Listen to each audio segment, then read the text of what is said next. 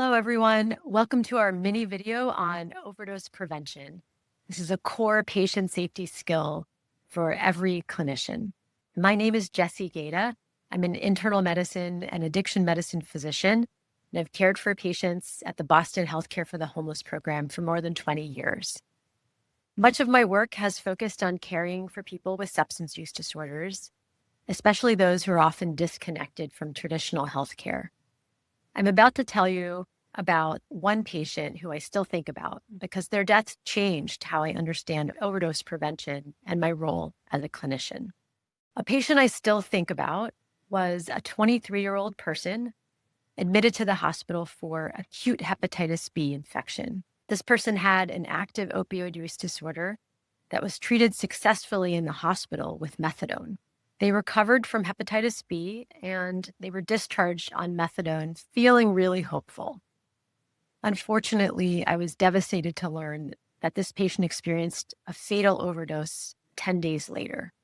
Many overdose deaths occur in people who recently interacted with the healthcare system, often in ways that might have felt very routine at the time.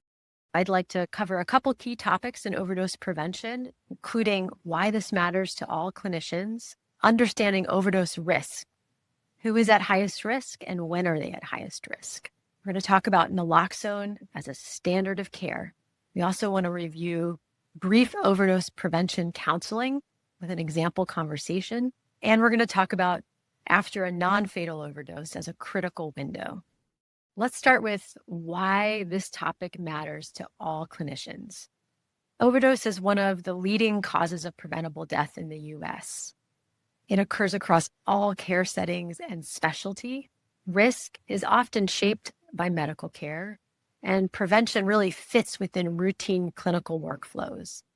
Overdose is a universal safety issue, not a niche topic, and you do not need to treat addiction to prevent overdose. Let's talk about overdose risk. Overdose risk is situational and time dependent, not diagnosis dependent. Who is at high risk? A person who has experienced a prior overdose, people who have an opioid exposure, whether they use prescribed opioids or non-prescribed opioids, people who are using concurrent sedatives. These include benzodiazepine, alcohol, alpha agonists like clonidine, or some of the alpha agonists that we're now seeing in the street supply of opioids, including xylazine and medetomidine. There are also medical comorbidities that increase risk for overdose, such as chronic lung diseases like COPD and sleep apnea. Renal and hepatic disease also increase risk. When is someone at high risk for overdose? Risk is high when a person is using opioids alone without anyone nearby to respond in the case of overdose. Risk also increases during transitions of care, especially after periods of abstinence or no use. For example, after hospitalization, detox, periods of incarceration, or even post-surgery or post-acute illness.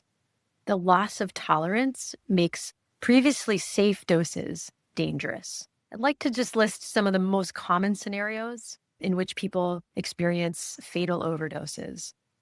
Most overdoses occur when people do not actually intend any harm. Here are some common contributors to overdose events. First is a dose or potency mismatch. And this is especially true of people who are using opioids that are either bought on the street or bought online, unregulated. There's a very unpredictable potency or concentration of opioids in the supply of street or online purchased substances. The next is polysubstance exposure, which comes from either intentionally mixing substances or unintentionally. We see unintentional mixing of substances because of a very complex, messy, even supply of substances in street or online purchased substances. And finally, again, just to reiterate this point, a very common scenario is a person has reduced tolerance after a period of abstinence for any reason and returns to use at the same amount that they were using before and finds now that that is a period of just extremely high risk. Let's talk about naloxone, which should be the standard of care for all of us in every clinical setting. This is a critical safety medication, and carrying naloxone really should be normalized, and not just among our patients, but also among everyone in the healthcare setting. Naloxone saves lives and should be offered broadly, not only to patients who have an opiate use disorder. Please get in the habit of making sure our patients have access to naloxone if they are taking prescribed or non-prescribed opioids, if they co-use opioids with other sedatives. For anyone who has a history of a prior non-fatal overdose, and even for people who may encounter an overdose. For instance, they have a friend who they know to be using opioids, or a family member, or they frequently see overdose in their workplace setting. Prescribing naloxone does not increase risky use, should be normalized as a safety measure. Sometimes I find my patients are resistant to having a naloxone prescription. They don't think they need it, or they may feel stigmatized because of it. In this case, I often ask them if they want to make sure to have a tool that's needed to save someone else's life. Most people respond positively to that. Let's talk about brief overdose prevention counseling. I love to start with these questions when I'm having a conversation about overdose prevention with my patients. How do you keep yourself safe from overdose? What is your safety plan? What has worked for you in the past, and what has not worked for you? This often opens up a non-stigmatizing conversation. Direct, simple advice is effective. Even 60 seconds of practical, non-stigmatizing advice can significantly reduce overdose risk. Let me give you an example of a very brief counseling session. I might say to my patient, I want to take a minute to talk about overdose safety because it can happen even to people who are trying to be very careful, and I really care about you. One of our biggest risks is mixing substances. Using opioids together with alcohol, benzodiazepines, or other sedating medications greatly increases the risk of overdose, even at doses that might feel safe. Another important risk is after any break from use, like after being in the hospital, detox, or jail, your tolerance drops quickly. So using the same amount you used to use can be very dangerous in this period. If you do use substances in this period after a break, please start with a much lower amount. This can save your life. Using alone is also risky because no one is there to help if something goes wrong. If possible, try not to use alone. If you're with another person, take turns so you can each take care of each other if something goes wrong. But if you do have to use alone, you find yourself in that situation, make sure someone can check on you by making sure that the door is unlocked. Consider calling someone on the phone who can help you if you become unresponsive. I could also introduce you to a national hotline that is available 24 hours a day, 7 days a week, called Safe Spot.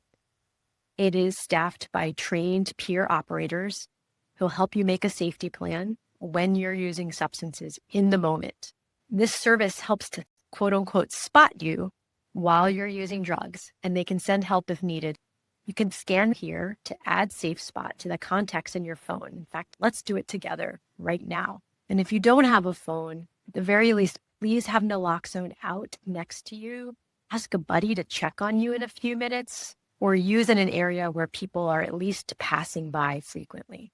Because drug potency is so unpredictable, especially now, testing a small amount first can reduce your risk of overdose. Any pill or powder you get on the street or online may contain fentanyl. Let me help you figure out how to access fentanyl test strips, or even sophisticated drug checking technology that may be available in our local harm reduction program. And finally, carrying naloxone is really important. Naloxone reverses overdose and saves lives. I recommend having it with you and letting people around you know how to use it, just like carrying an EpiPen or an inhaler. Let's make sure you leave here today with naloxone. Every overdose encounter is a prevention opportunity. A non-fatal overdose is the strongest predictor of a future fatal overdose. These encounters are critical prevention windows to provide naloxone, to counsel on harm reduction techniques, for instance, the way that I just modeled, and to connect patients to evidence-based harm reduction strategies and treatment, including medications for opiate use disorder, or MOUD, but doing this without stigma or a punitive response. You don't need to be a specialist to save lives. Overdose prevention is a core patient safety responsibility for all clinicians. I want to call to action everyone viewing this message to identify people at high risk and times of high risk for overdose, to prescribe naloxone broadly and routinely, and to begin to get comfortable providing brief, compassionate overdose prevention counseling.